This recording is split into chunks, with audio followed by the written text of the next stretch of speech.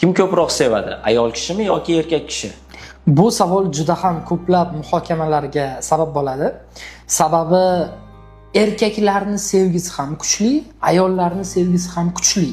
Lekin o'z tajribalarimdan kelib chiqqan holatda aytadigan bo'lsam, ayol kishi ko'proq sevadi va kuchliroq sevadi. Nima uchun?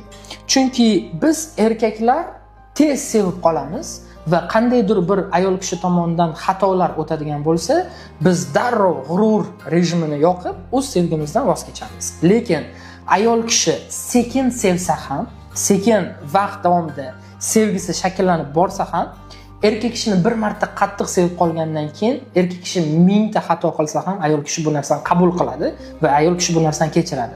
Shu sabab meni o'ylashim bo'yicha ayol kishi ko'proq sevadi. Siz nima deb o'ylaysiz? O'zingizning fikringizni yozib qoldiring, bu menga qiziq.